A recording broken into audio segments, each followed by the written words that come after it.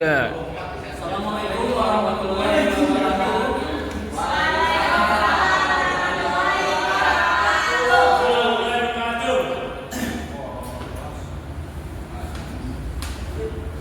Perkenalkan, kami dari kelompok 2 dengan saya Muhammad Ahmad Aulian dan saya Ibu Yara Joti. Kami akan mempresentasikan tugas dari mata kuliah ilmu kesehatan. Bab 2 yaitu tentang sistem pencernaan.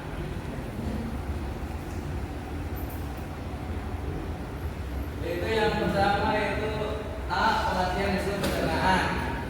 Sistem pencernaan adalah proses yang secara unik untuk melakukan fungsi khusus, yaitu mengubah makanan menjadi energi yang digunakan untuk tertarik dengan mengemas residu untuk pembuangan limbah. Yang B yaitu sistem pencernaan pada makanan. Sistem pencernaan makanan tersusun atas beberapa saluran pencernaan yang belajar pencernaan. Fungsi utama saluran pencernaan adalah sebagai alat menerima, mengunyah, mengantarkan, menyimpan, mencerna, menyerap, agar absorpsi dan mengeliminasi berbagai bahan makanan yang masuk ke dalam tubuh manusia. Yang ketiga yaitu saluran pencernaan. Saluran sistem pencernaan merupakan sekumpulan alat-alat tubuh yang berfungsi untuk menerima makanan, mencernanya menjadi nutrisi, menyerap, serta mengeluarkan sisa proses tersebut.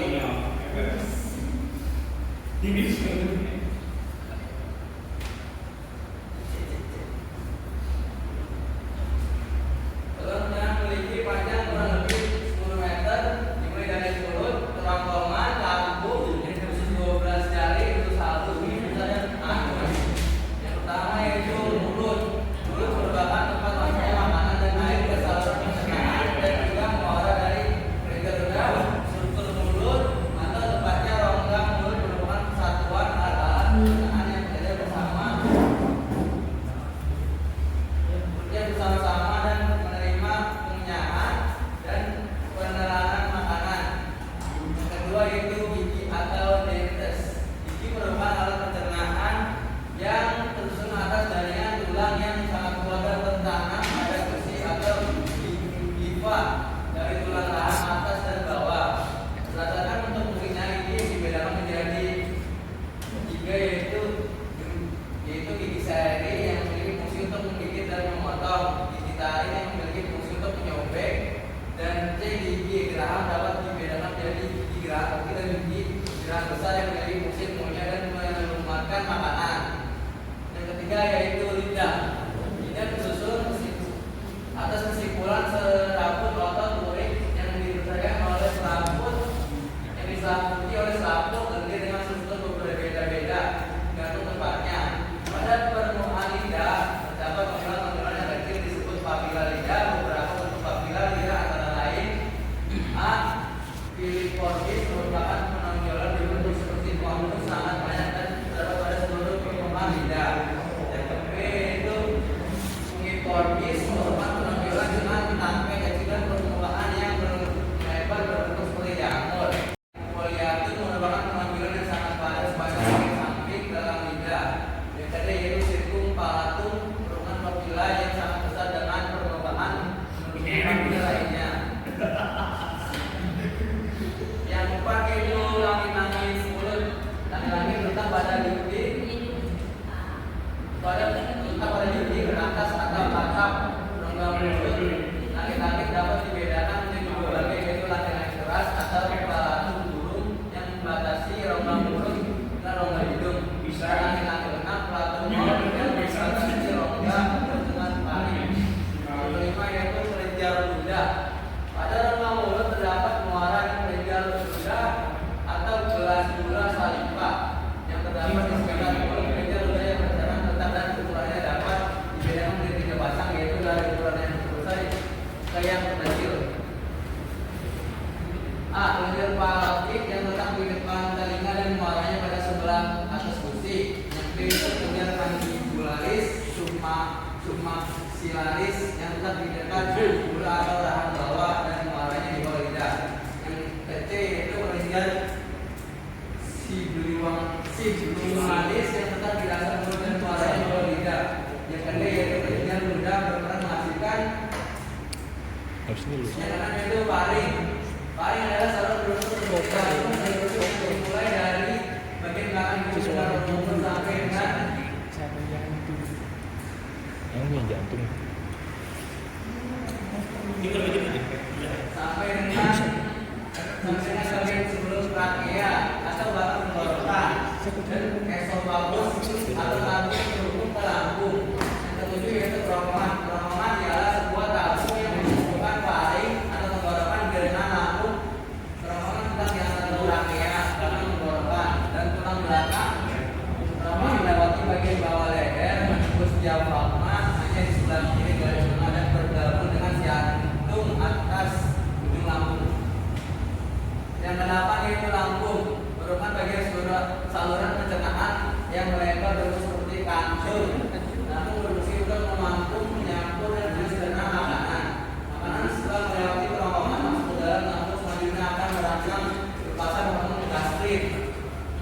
Hormon gastrin berperan merangsang sekresi asam lambung atau HCI dan pepsinogen. Lambung dapat dibedakan menjadi bagian A kardia, bagian yang berbatasan dengan kerongkongan. B korpus, merupakan bagian utama yang berisi makanan setengah cair atau dalam bentuk bubur. Yang C yaitu antrum, bagian yang berfungsi untuk menampung bubur makanan atau gift. Yang D yaitu pilorus, bagian yang berbatasan dengan duodenum dibatasi otot finger pylori atau sphincter pylori. Yang ke pada bagian kardia dan pilorus terdapat bagian yang menghasilkan leher untuk melindungi permukaan mukosa lambung dan kerja asam lambung. Next. Yang ke-F itu pada korpus terdapat kerja yang besar atas. Yang pertama itu sel pariatel yang berperan menghasilkan HCI. Yang kedua sel peptid yang berperan menghasilkan pepsinogen. Yang ketiga yaitu sel lendir yang berperan menghasilkan langgir. Yang kesembilan yaitu badan lambung. Tanda bulcer atau tukap lambung disebabkan karena sekresi asam lambung atau HCI yang berlebihan atau infeksi bakteri. Gejala penyakit antara lain sebagai berikut: mendung, meriang seperti ikat bakar. Yang ke-10 yaitu usus halus. Usus halus pada tubuh manusia bergejala hanya dari perut juga halus atau usus sendiri. Bagi menjadi dua bagian yaitu usus halus dan usus besar. Usus halus memiliki panjang sekitar 6 meter dengan diameter ukuran 2,5 cm. Sementara usus besar memiliki panjang sekitar 1,5 meter dengan ukuran diameter sebesar 7,6 cm. Dan ke-11 itu usus 12 jari. Usus 12 jari atau duodenum adalah bagian semi usus halus yang terletak setelah lambung dan pemukimannya usus kosong atau duodenum. Usus 12 jari merupakan bagian terbentuk dari usus halus. Pada mukosa duodenum terdapat bagian buneri yang berperan menghasilkan lendir. Yang kedua yaitu usus kosong atau jejunum. Jejunum adalah bagian tengah dari tiga bagian dari usus halus. Transisi dari bagian extraperitoneum, ascending dari duodenum ke jejunum, infraperitoneum terjadi pada bentuk duodenojejunal atau pada bentuk L2. L3 datang dan hanya terlihat bersama jejunum dan membentuk sekitar 2,5 dari total panjang usus halus, 1,5 dan 3,5 meter. Yang 13 yaitu usus penyerapan. Helium merupakan bagian dari sistem pencernaan bagian paling jauh dari usus halus, membantu dalam pencernaan dengan menyerap bahan yang sebelumnya tidak dicerna oleh jejunum bagian tengah usus. Helium di usus halus berfungsi untuk memisahkan bagian tengah dan keras. Yang 14 itu usus besar. Usus besar atau kolon adalah bagian antara usus halus dan bentuk. Fungsi utama usus besar adalah menyerap air dari mineral tertentu. Kolon dapat dibedakan di bagian kolon menanjak, kolon melintang, kolon menurun, kolon sigmoid, dan metro. Dan ke-15 yaitu sintetis vitamin K. Usus buntu atau umbai cacing atau apendis adalah organ tubuh organ tambahan pada usus buntu yang lebih banyak berperan dalam sistem pertahanan tubuh karena banyak mengandung modus hepaticus. Yang ke-16 yaitu rektum.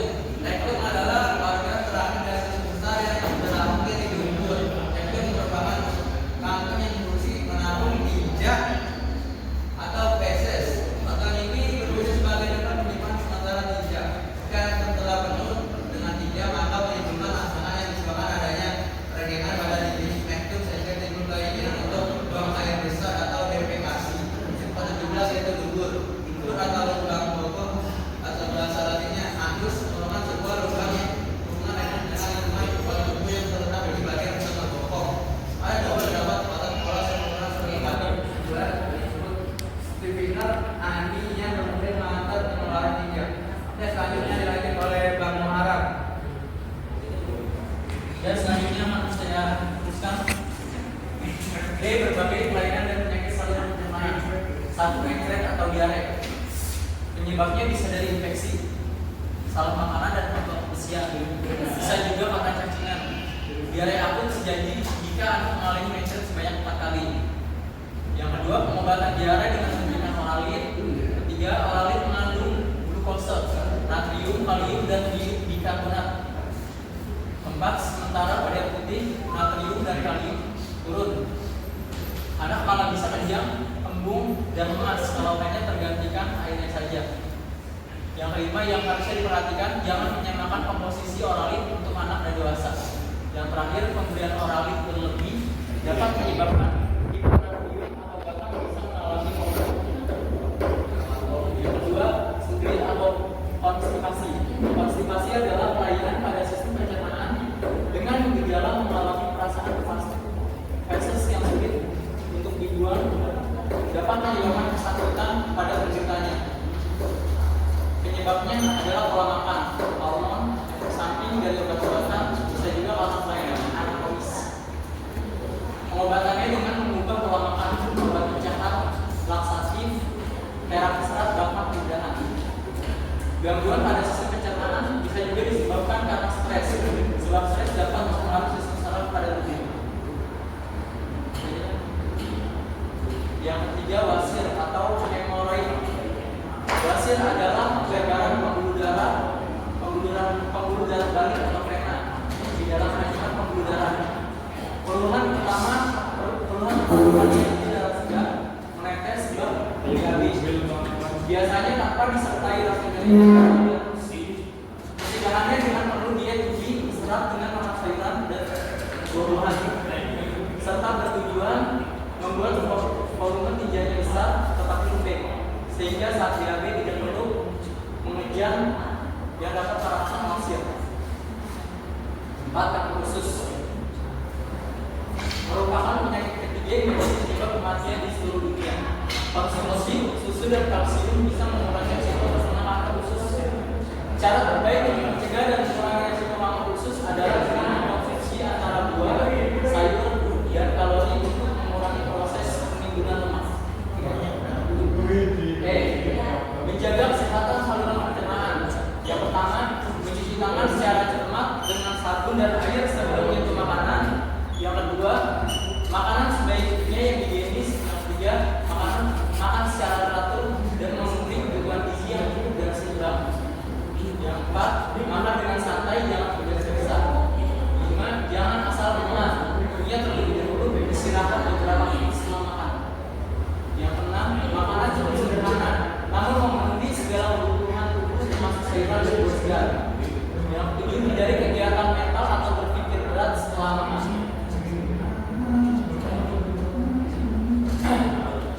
Yang F adalah penelitian pencernaan. Yang pertama, arti atau hepar. 2. Kelainan hati. 3. Pankreas. 4. Proses pencernaan makanan. 5. Pencernaan karbohidrat. 6. Pencernaan lemak. 7. Pencernaan protein. 8. Metabolisme. G. Metabolisme karbohidrat. Karbohidrat tersusun atas rangkaian molekul glukosa. Karbohidrat merupakan sumber utama energi dan panas. Kadar glukosa darah di samping memacu pembebasan insulin oleh pankreas juga mempengaruhi glukosta yang terdapat pada basal hipotalamus yang merupakan pusat bentuknya. H. Metabolisme lemak. Unsur lemak pada makanan yang memiliki peranan penting dalam fisiologi tubuh adalah trigliserida atau TG, fosfolipid atau PL, dan kolesterol atau KOL. Asam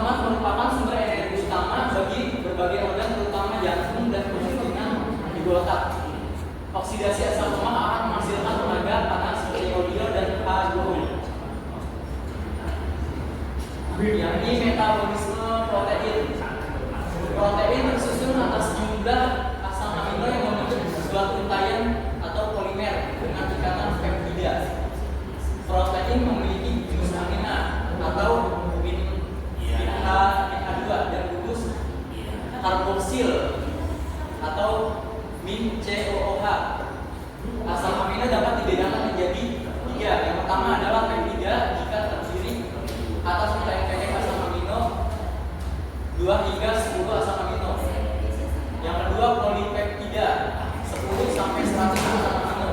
Yang ketiga protein lebih dari 100 asam amino.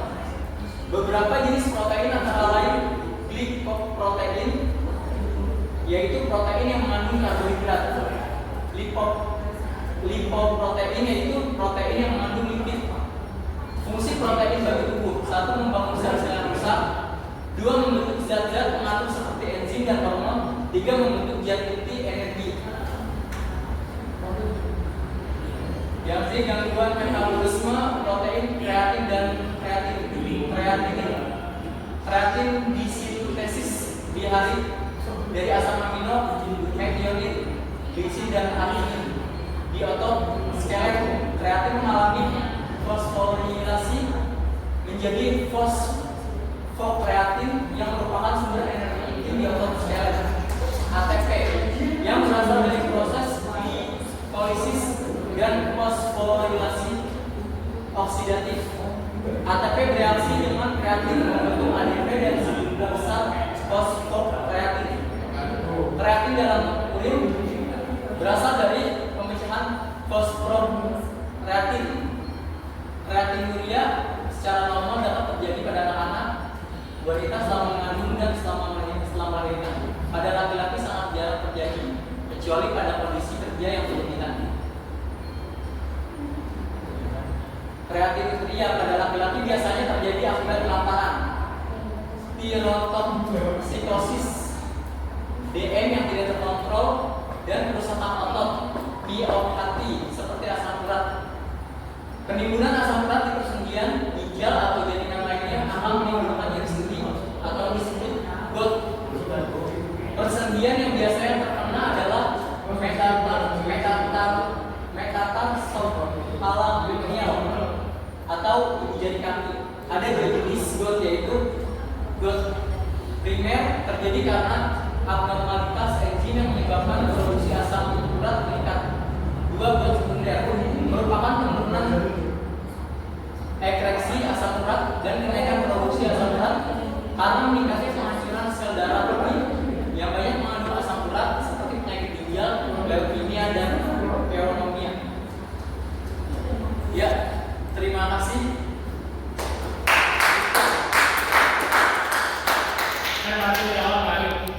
Ya, berikut adalah presentasi dari kelompok kami, kelompok 2 yang membahas tentang pencernaan ya. Bagi yang ingin bertanya, dipersilakan. Ayo Nabila. Nah, ya. Boleh nanya? Ya, boleh. Saya mau nanya, saya mau nanya. Ya, Aku nanya. Kalau misalnya kita ada masalah pencernaan nih, terus kita ganggu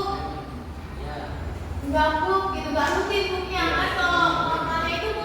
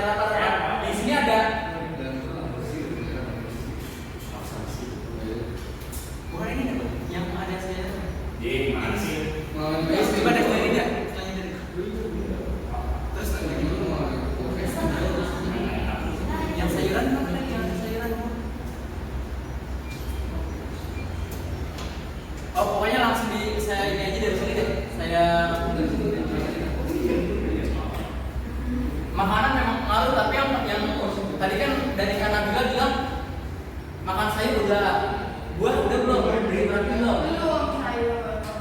Terakhir Iya, harus seimbang kan 4 sehat 5 sempurna dari sayur sama buah. Dan yang ketiga ya, buahnya juga upaya. Iya, buahnya upaya. Lidah buaya bagus. Lidah buaya. Yes, bener. Sama madu. Tapi di luar itu faktor yang pertama yang mempengaruhi sulitnya BAB atau sulitnya BAB, pokoknya kekacauan dari pencernaan adalah dari pikiran. Kebanyakan pikiran iya bisa deh. Ya dari anxiety bisa. Terus dari anxiety kan tidur kita jadi kurang buat tidur kurang nih, buat istirahat kurang. Nah paginya harus siap jadi nggak mau meskipun perut udah mulus itu pengaruh dari pikiran. Makanya yang diubah selain pola makan, pola pikir juga harus diubah. Seperti itu. Terima kasih. Nanya dong, boleh nggak mau nanya?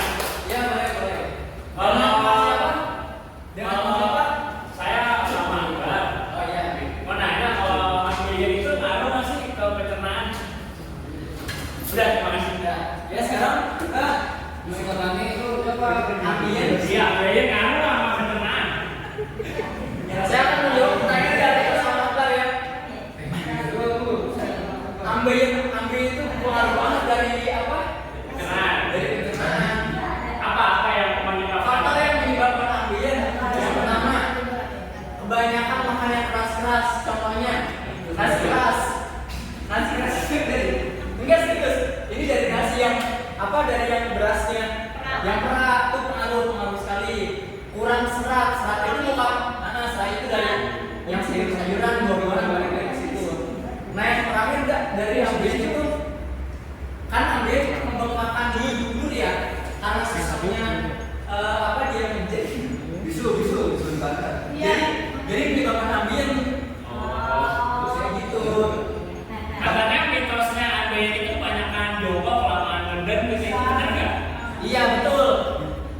Karena saking sistemnya kotoran ini dikeluarkan oleh si ubur, ya makanya kan lama jadi gede apa jongkok sama ngedennya. Berarti untuk mencegah ambilian kita harus banyakin makanan sehat gitu. Nggak makanan sehat juga. Apa dong? Saya kan minuman juga sehat, bener nggak? Minuman juga sehat. Tapi kalau bilang makanan kan, gua saya itu makanan. Tapi kalau minumannya seperti soda, terus yang buah-buahan, tetap aja itu kan ngaruh. Karena kan tubuh kita 90%-nya dari mineral, atau dari cairan. Siap, terima kasih. Nomor 2. Cukup. Ya itu silakan di sini. Oke, dari kelompok kami. Assalamualaikum warahmatullahi